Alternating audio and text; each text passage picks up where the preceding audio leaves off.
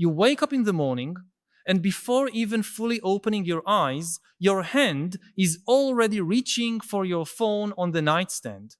You feel that familiar anxiety when you realize you're late to check the notifications that piled up overnight. Then, throughout the day, you notice you prefer replying to messages over having in-person conversations, that you feel more comfortable scrolling through social media than attending real social events, that your most meaningful interactions happen through screens.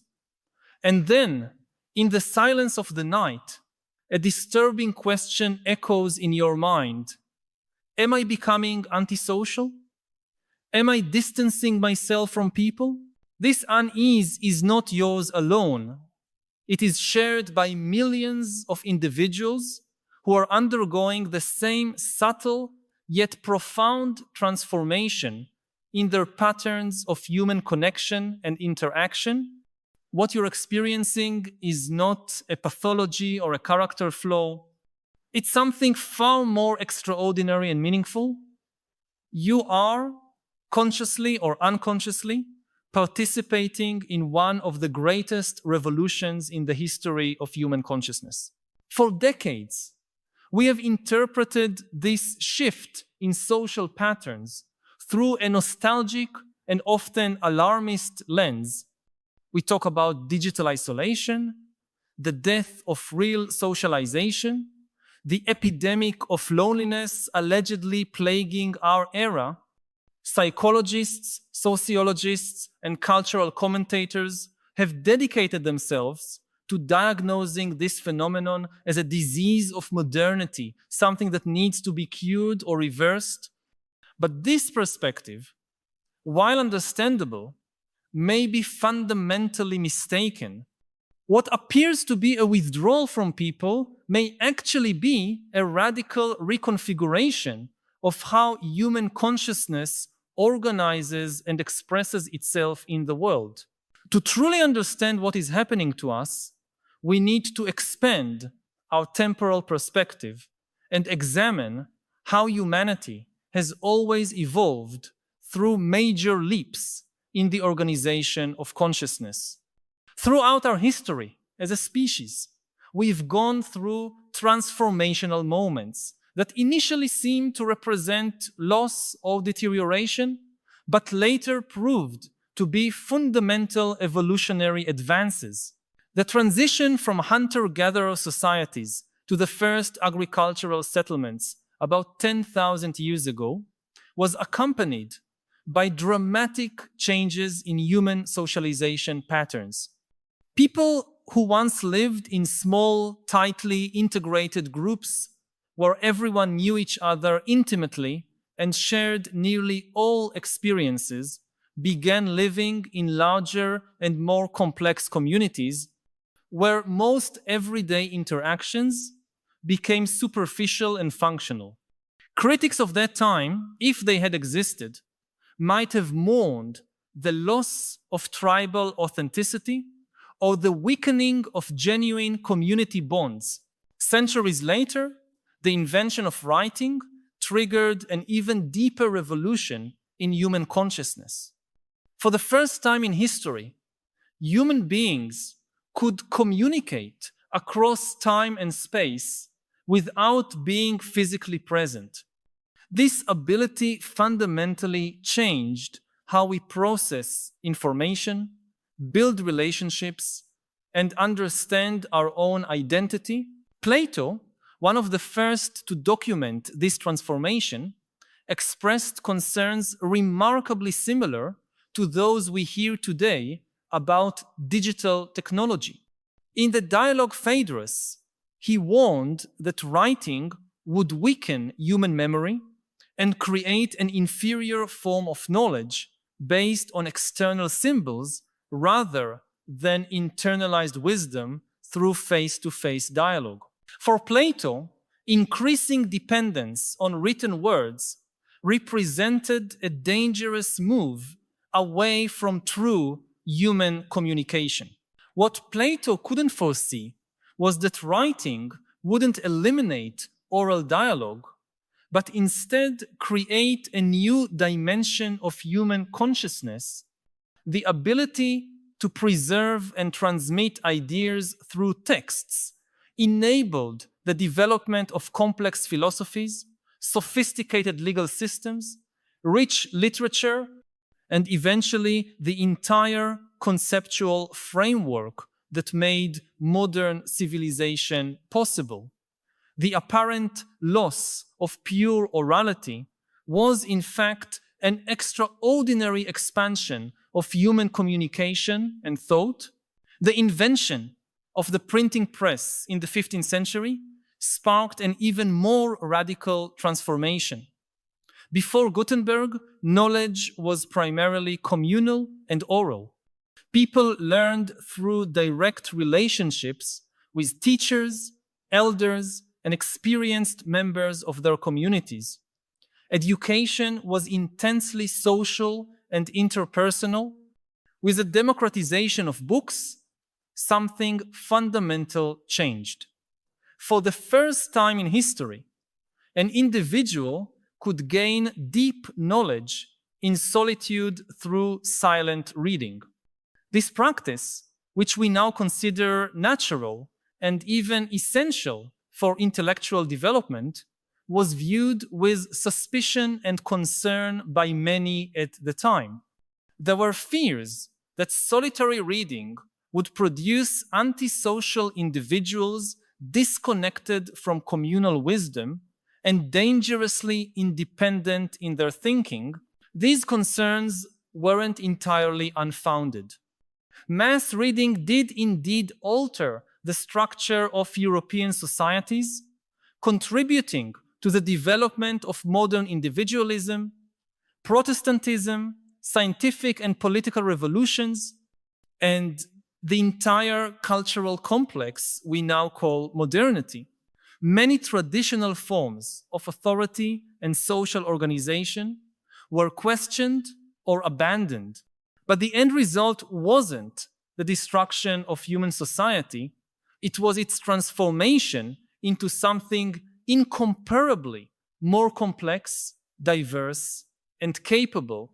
Now, in the 21st century, we are undergoing a transformation of similar magnitude, perhaps even greater. The digital revolution is not only changing how we communicate, it is altering the very structure of human consciousness and our relationship with reality. When you feel like you are distancing yourself from people by preferring digital interactions, you may unconsciously be developing new cognitive and social capacities that are essential for navigating the emerging world. The first of these capacities is what we might call networked consciousness. For most of human history, our consciousness operated in a relatively linear and localized manner. We processed information sequentially, maintained relationships with a limited number of people physically close to us, and our identity was shaped mainly by our immediate environment. Digital technology is training us to operate very differently. Through social networks, messaging apps, collaborative platforms, and virtual environments, we are learning to maintain simultaneous relationships with hundreds or thousands of people, process multiple conversations and streams of information in parallel, and build our identity through interactions that transcend geographic and temporal boundaries. This ability is not trivial. It is a fundamental evolution in how the human brain processes social information.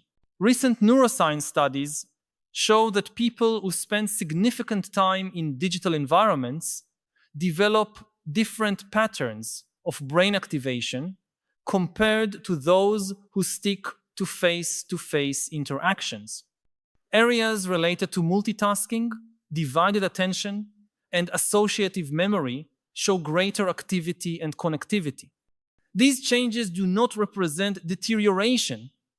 They represent adaptation to an informational environment that demands new cognitive skills. I need to pause for a moment and ask you directly, do you recognize this transformation happening in your own mind? Those moments when you feel more comfortable expressing complex ideas in writing than in speech, or when you realize you can maintain emotionally meaningful connections with people you've never physically met?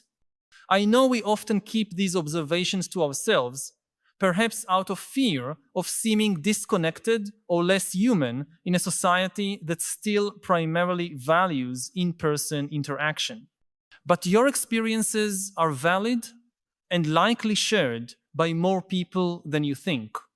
Share in the comments. I feel my consciousness expanding when. Your honesty may help others recognize the same transformation in their own lives, showing that we are not alone in this evolution of the human experience. The second emerging capacity is what we might call asynchronous intimacy. Traditionally, deep relationships required synchronized physical presence. Two people needed to be in the same place at the same time, giving exclusive attention to each other to develop meaningful emotional connections.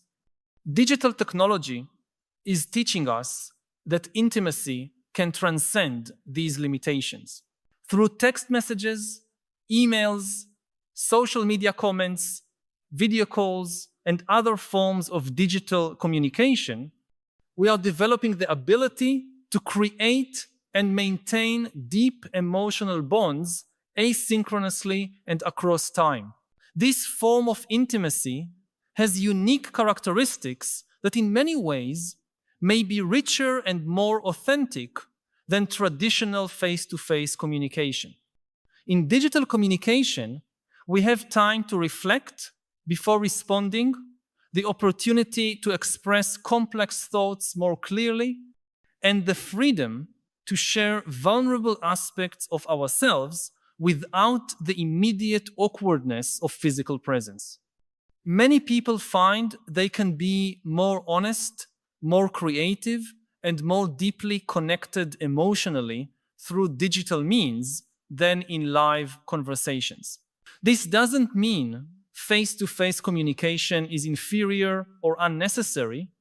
It means we are developing an expanded repertoire of human connection forms, each with its own advantages and specific applications. The apparent preference for digital that you may be feeling is not necessarily an escape from people. It may be a natural evolution toward forms of communication that better suit your temperament, your interests, and the complexities of the modern world. The third developing capacity is what we can call fluid identity. For most of human history, our identity was relatively fixed and determined by the physical context in which we were born. We were children of specific parents, members of certain communities, practitioners of particular professions, and these categories rigidly defined who we were. The digital age is offering us the opportunity to explore and develop multiple facets of our identity in a more fluid and experimental way. On social media, online games, niche forums, and other digital platforms, we can express different aspects of our personality, explore various interests, and connect with communities that might not exist in our immediate physical environment. This multiplicity is not fragmentation or inauthenticity, it's a more complete and diverse expression of who we truly are. Instead of being limited by the geographic and social circumstances of where we were born, we can discover and develop aspects of our personality that would remain dormant in more restrictive environments. The fourth emerging capacity is distributed metacognition. Traditionally, we thought in relative isolation, using only the resources of our individual minds. Digital technology is allowing us to think collaboratively and expansively, using external tools and networked connections as extensions of our own cognition. When you search for information online, participate in forum discussions, use apps to organize thoughts, or collaborate on shared documents, you are engaging in a form of intelligence that transcends the boundaries of your individual mind. This ability to think with machines and think in networks is not a replacement for our natural intelligence. It is an amplification and sophistication of it. Just as writing enabled us to preserve and manipulate complex ideas outside of biological memory, digital tools allow us to process information, solve problems, and generate insights in ways that would be impossible using only internal mental resources. These four emerging capacities form the foundation for a fundamentally new kind of human being.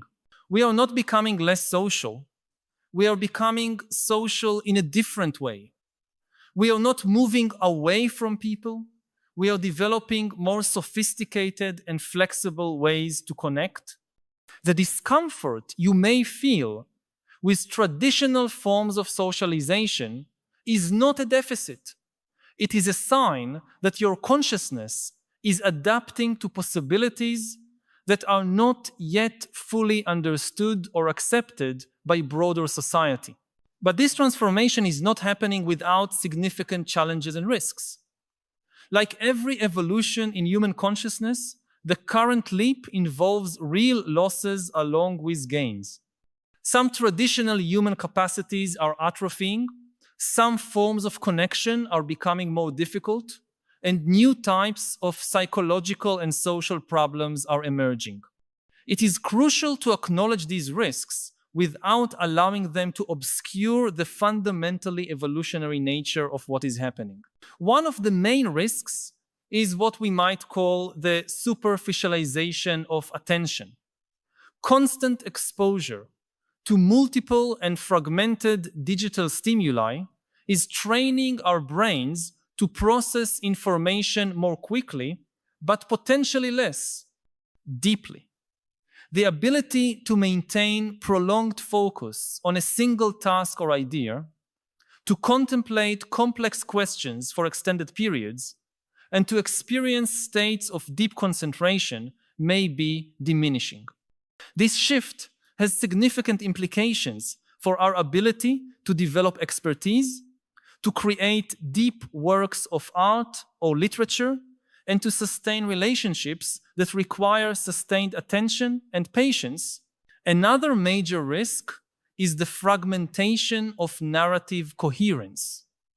Traditionally, we built our identity through relatively cohesive narratives about who we are, where we come from, and where we are going. The multiplicity of digital contexts and the fluidity of online interactions can make it difficult to maintain a coherent sense of self. Some people report feeling fragmented or confused about their true identity when transitioning between different platforms and online communities. This fragmentation may contribute to anxiety, depression, and a general sense of existential disconnection. A third risk is what we might call atrophy of physical intimacy. While we are developing sophisticated forms of digital intimacy, we may be losing some capacities related to physical presence, prolonged eye contact, reading subtle body language, and emotional synchronization that occurs when two nervous systems meet in the same physical space. These capacities, developed over hundreds of thousands of years of evolution, play an important role in our psychological well-being and may not be fully replaceable by digital alternatives. Acknowledging these risks should not lead us back to a nostalgic rejection of technology, but rather to a more conscious and intentional approach to how we navigate this transformation. The goal is not to preserve all traditional forms of being human intact, but to consciously integrate the most valuable aspects of the past with the emerging possibilities of the future. This requires developing what we might call cognitive bilingualism, the ability to operate fluently in both traditional and digital modes of consciousness, using each appropriately for different contexts and goals. Just as a bilingual person can switch languages depending on the situation, a cognitively bilingual person can switch between focused and distributed attention, between synchronous and asynchronous communication, between cohesive identity and fluid identity, depending on the circumstances. Developing this cognitive bilingualism requires deliberate practice and self-awareness. It means creating intentional spaces for deep attention experiences, such as meditation, prolonged reading, or face-to-face conversations without distractions. It means cultivating relationships that require physical presence and synchronized vulnerability. It means maintaining practices that connect you with your body, with nature, and with slower rhythms of experience. At the same time, it means fully embracing digital possibilities without guilt or resistance, developing fluency in the new forms of communication, thinking, and connection that technology makes possible. The key to navigating this transformation successfully is not choosing between the old and the new way of being human, but developing the wisdom to integrate both harmoniously and consciously. This means recognizing that the discomfort you feel with certain traditional forms of socialization may be a legitimate sign that these forms are not suitable for who you are becoming, without completely discarding their potential value in other contexts. It also means understanding that what you are experiencing as isolation or distancing from people may be in part a necessary period of incubation and development of new capacities. Just as a caterpillar needs time in the cocoon before emerging as a butterfly, you may need periods of apparent social withdrawal to integrate and develop the new forms of consciousness that are emerging in you. This process is not pathological, it is evolutionary. At the same time, it is important to distinguish between creative and productive isolation, which serves the development of new capacities, and defensive and regressive isolation, which arises from fear, trauma, or social inadequacy. The former is characterized by a sense of growth, discovery, and possibility, even when uncomfortable. The latter is characterized by feelings of emptiness, despair, and existential disconnection. Learning to make this distinction is crucial to navigating this transformation in a healthy way. One of the deepest implications of this evolution of consciousness is that we are collectively creating an entirely new form of civilization. It is not just about using new tools to do the same things we have always done. It is about developing new capacities that make possible social, cultural, and economic forms of organization that were previously unthinkable. Future generations may look back on our time as the moment when humanity transitioned from a planetary species to a truly cosmic species, capable of connecting consciousness across any distance and thinking collectively on scales that transcend traditional biological limitations. This perspective should not be a reason for arrogance or complacency. Evolutionary transitions are always risky, and there is no guarantee that our species will successfully navigate the emerging challenges. Climate change, political instability, growing inequality, and the very risks associated with accelerated technological development create significant uncertainties about our future.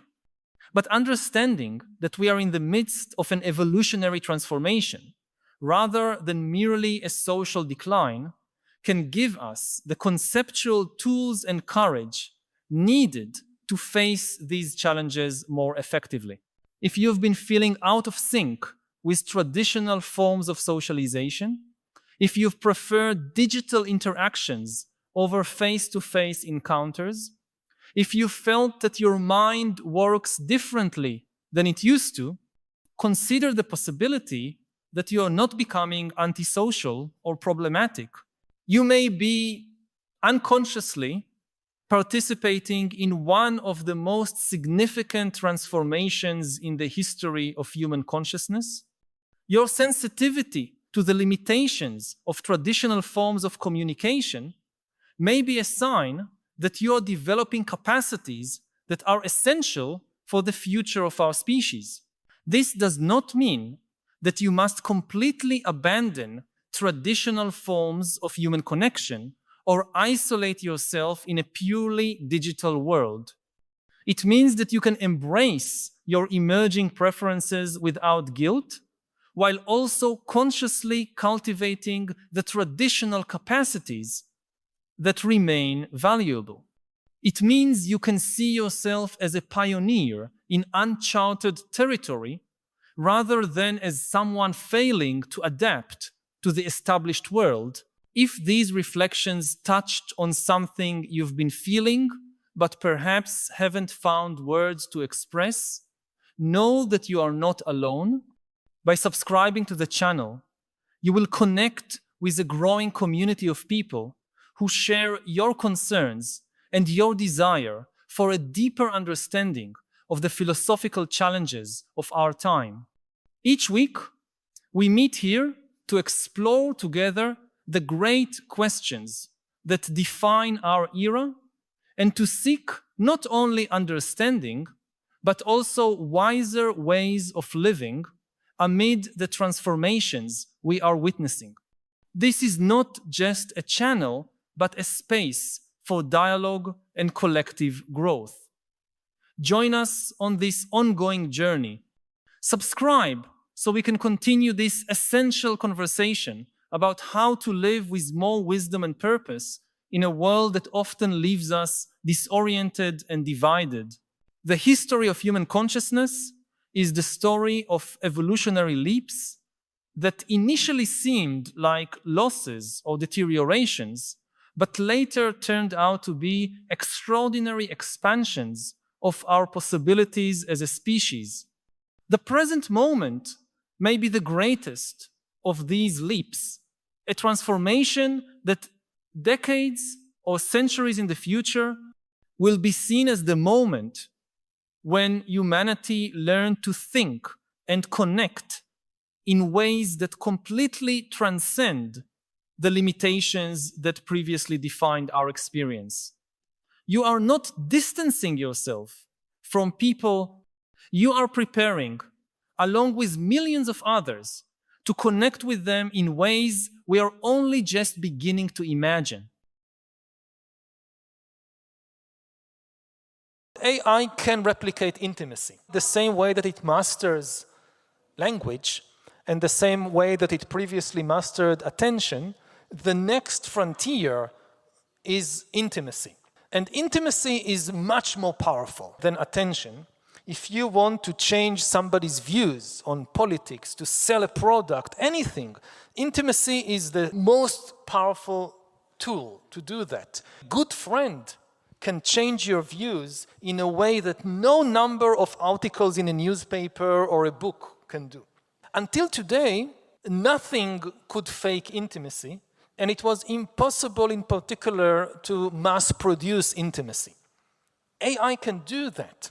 Now, what happens if a new generation grows up and develops intimate relations with AIs instead of with other human beings? Again, we don't know. It could have some maybe benefits, but the potential danger is enormous.